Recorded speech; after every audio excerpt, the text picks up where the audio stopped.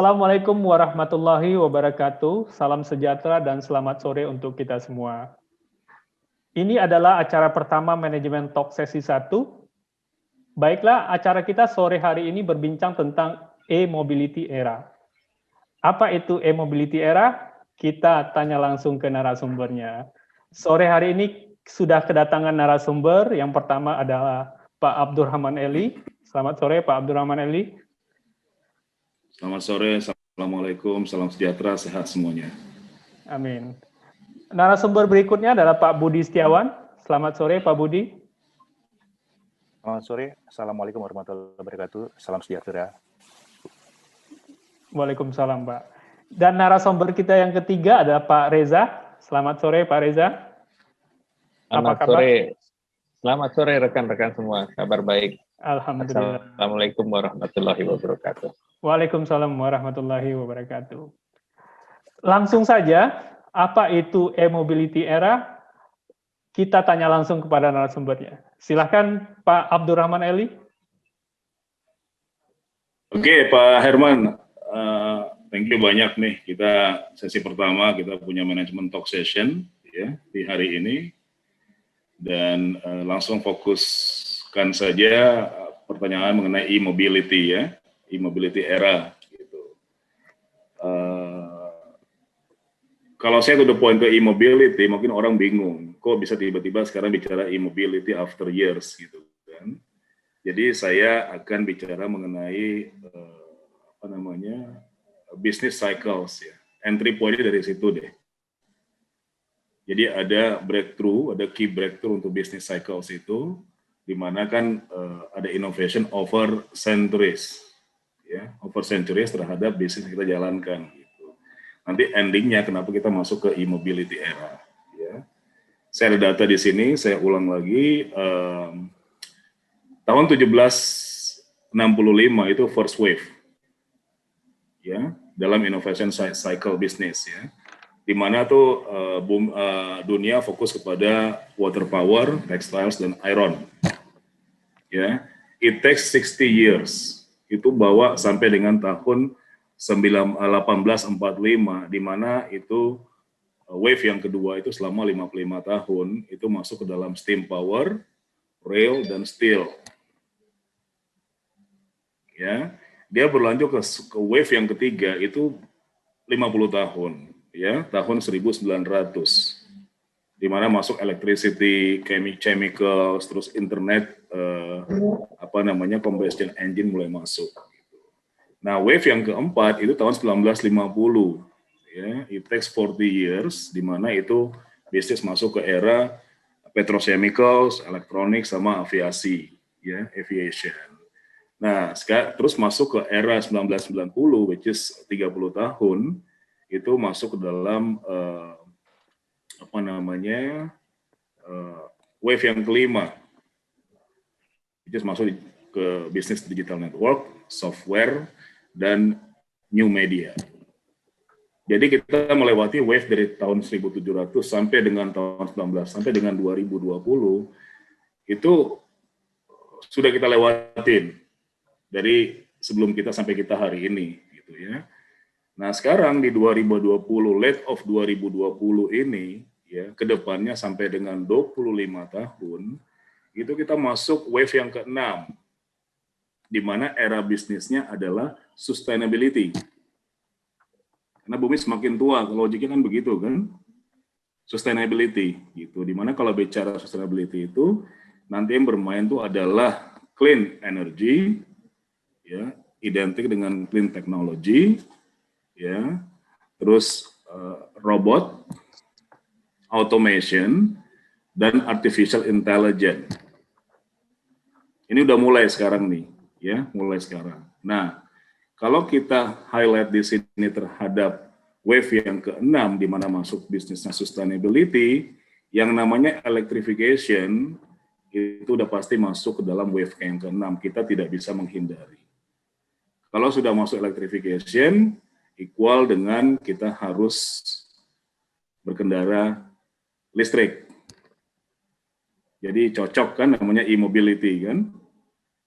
Ya, gitu. Jadi itu landasan yang saya share sore ini. Oke, baik. Mungkin bisa dikasih gambaran sedikit, Pak, bagaimana perkembangan tentang EV dunia, Pak, termasuk juga ada sedikit ke Indonesia, supaya kita lebih fokus ke wave yang ke-6 ini, yang sustainability-nya lebih ke fokus ke listrik kendaraan ya, kendaraan listrik. Ya, itu saya yang jawab atau Pak Budi atau Pak Reza? Silakan Pak Eli atau Pak Reza. Nah, waktu cuma 15-20 minutes kan ya dari sesi kali ini ya, pertama ya. Mungkin gambaran singkat aja Pak tentang perkembangan EV dunia ke Indonesia. Ya, silakan, saya kasih briefnya aja. Ya, saya kasih briefnya aja. Memang begini, supaya orang nggak terkecoh kenapa kita fokusnya ke EV, ya. Karena identik kita punya paradigm di Indonesia ini masih mau ngapain pakai EV kalau dia masih pakai power, sumber power juga masih pakai solar ataupun pakai gas. Kan? Kita akan mengarah ke sustainability ke sana otomatis gitu. Memang tidak sekarang, I would say bisa jadi next 5 years, next 10 years, karena kalau di overseas kan sudah ada sumber yang pakai air laut. Ya, di Eropa Utara sana itu udah nggak pakai fosil, ya, dia punya power pakai sea wave, ocean wave, kan itu nggak pakai fosil, ya. Terus windmill, kita udah mulai di sini beberapa titik di Jawa yang saya perhatikan Pak Jokowi sudah mulai gitu kan. Kedepannya ke sana gitu. Namun sekarang memang saat ini kita masih terfokus dengan listrik daripada city power ya, di mana city power itu masih pakai sumber fosil ya. Itu satu yang mesti kita lihat, tapi mengarahnya pasti ke sana itu udah pasti yang non fosil. Which is dari sekarang tuh bertahap 5 tahun ke depan. Nah, kembali ke mobil listrik tadi, kenapa? Otomatis karena negara Western itu, dia kan sumber power sudah dari ocean water, ocean wave. Menghasilkan listrik, sehingga dia percepatan mobil listrik. Ya, dorong kita negara bagian ketiga, which is negara berkembang, termasuk Indonesia, gitu ya. Nah, masuk kemari, kita mau nggak mau harus ikut tren dunia itu, di mana mempersiapkan kendaraan listrik di kita, gitu ya. Secara populasi memang kita baru dipacu ya, karena dunia itu EV sampai dengan tahun 2030 populasinya udah almost 50%, ya. Dirajai oleh China, Eropa, Amerika, Australia, ya, Middle East, Dubai dan seterusnya itu masuk Kanada itu udah semua populasi 50% gitu kan. Nah, ini kita mulai ketarik ke sini. Ya, bahkan kalau negara Eropa itu Norway yang pertama declare dia banning mobil bensin di 2025.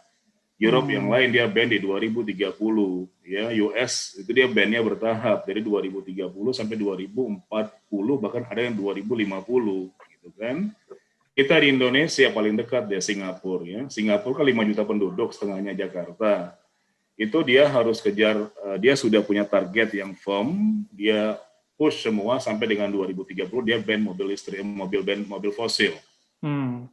Ya. Orang kita kan sering ke Singapura nih bolak-balik seperti kayak dari ruang tamu ke dapur gitu kan ya. Ya, betul. Jadi orang kita kalau sudah ke Singapura bolak-balik sini pasti akan terbiasa otomatis. Dia akan oh ya Singapura udah begini. Mungkin di bawahnya juga let's say Malaysia udah begini gitu kan. Kita pasti akan ikut. Nah, tren mobil listrik di kita itu juga sama. Kalau pencapaian yang diinginkan oleh pemerintah kan 20% by 2025. Ya. 2025. Itu bisa terjadi. Sekarang rada lesu karena corona dengan semua strategi kontingensi yang dibikin pemerintah kan nanti akan pick up lagi. Jadi kalau 20% di 2025 ya, di mana mobil fosil itu setiap tahun diproduksi rata-rata 1,6 juta unit gabungan merek. Ya, rata-rata ya. Ya, data Gaikindo ya. Ya, dari Gaikindo ya. Jadi kalau 20% 1,6 itu berapa? Itu 115.000 unit loh, 2025. Kita kali 2 aja, tambah 5 tahun berikutnya, sudah mencapai 40%. Artinya kenapa? Itu udah setengah lebih, udah hampir setengah dari populasi mobil fosil. Ya, itu pencapaian. Tapi kalau animo masyarakat sekarang dengan adanya EV ini, mobil listrik ini, itu melebihi daripada apa yang diekspektasikan. Satu merek dari Korea masuk kemari, itu mereka tuh out of expectation, di mana mereka kagum, wah marketnya sambut tuh di luar targetnya mereka. Jadi sekarang mereka bawa brand A ke sini, ya. Sekarang yang saya dapat informasi kemarin terakhir itu, dia per tahun ini nih, per sekarang ini untuk 6 bulan, dia nambah 1.000 unit di luar dugaan. Dan tahun depan dia akan masukin satu merek lagi, ya, merek B-nya mereka untuk meramaikan pasar Indonesia. Jadi kita welcome ini EV ya, karena memang kita udah pasti depan mata untuk ini, kita yakin sekali, jadi kita welcome to e-mobility. Thank you. Oke, jadi kita sudah dapat gambaran tentang bagaimana perkembangan EV dunia dan Indonesia secara singkat. Mungkin kita akan ke narasumber kedua, Pak Budi Setiawan. Pak Budi, apa yang membelatar belakangi Pak Budi juga mau masuk nih ke dunia e-mobility ini? Mungkin juga nanti bisa ditambahin oleh Pak Reza. Silakan Pak Budi. Oke, Pak Herman, terima kasih. Jadi sebenarnya apa yang melatar belakangi kita sebagai PT Excelli Electric Indonesia ingin masuk terjun di sini adalah karena memang dunia berubah. Apa yang kita dapatkan dulu berbeda sekali dengan saat ini. Changing terjadi, bukan hanya kehidupan saja, tapi semua lini pelosok sektor daripada kehidupan. Sekarang ini kita semua digitalisasi. Sekarang ini kita semua sangat bergantung kepada teknologi. Termasuk adalah dari sisi kendaraan listrik berbasis baterai.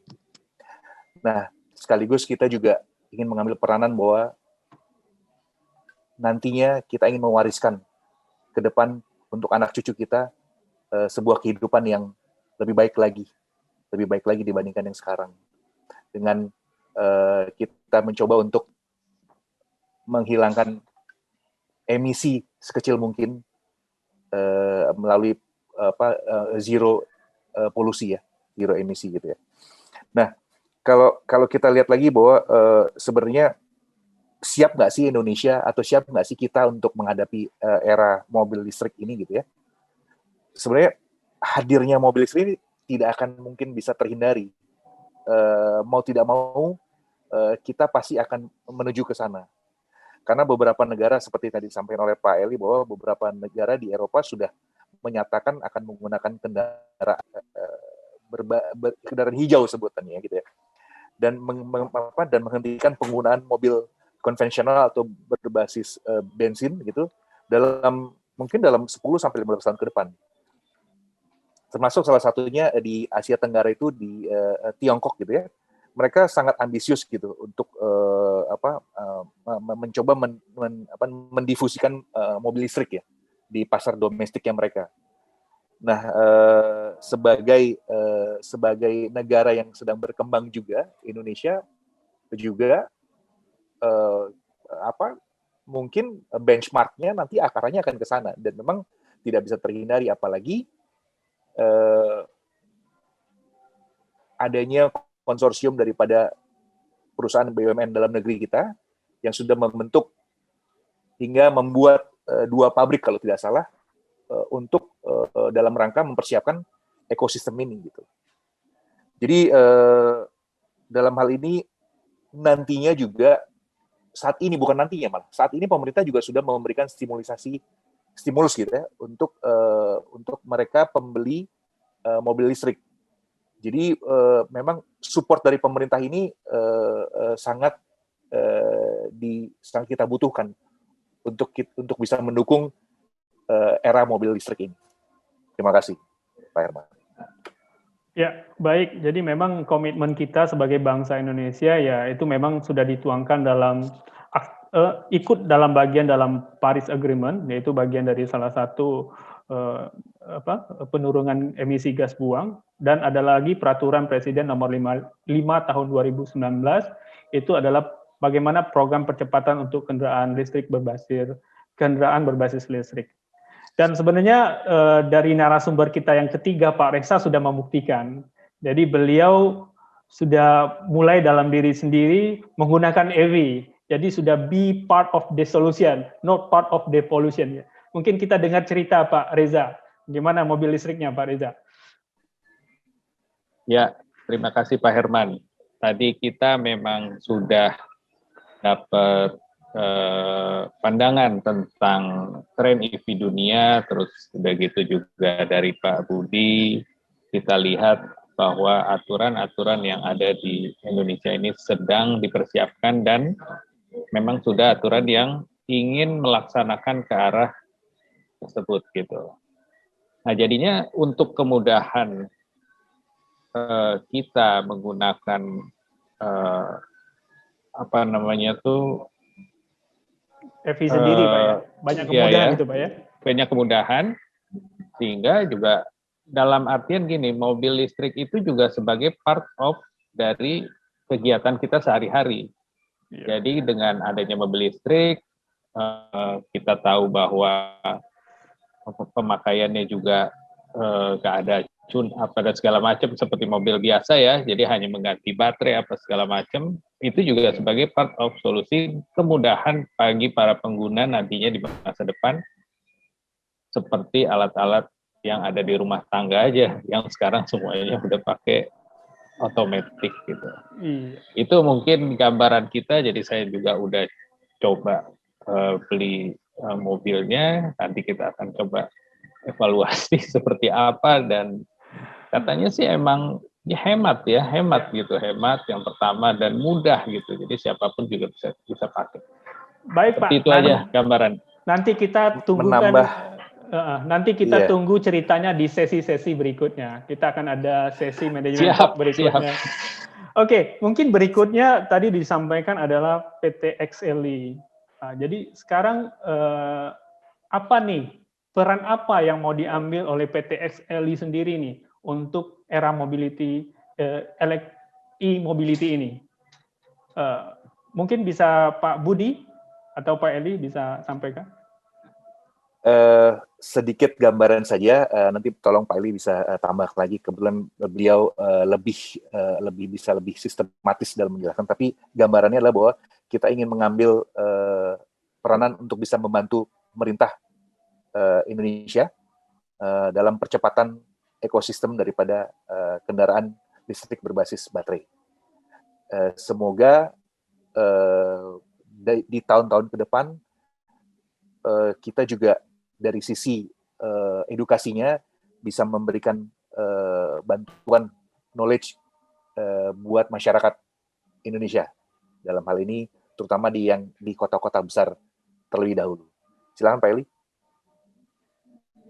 Ya, landasannya sederhana ya Pak Budi, teman-teman. Jadi gini, kebutuhan charger mobil ini kan udah kita hitung dalam 10 tahun ini, Jawa Bali itu 450.000 lebih titik berbagai kapasitas mesin gitu ya. Sudah pastilah dimanapun pemerintah nggak bisa kerja sendiri.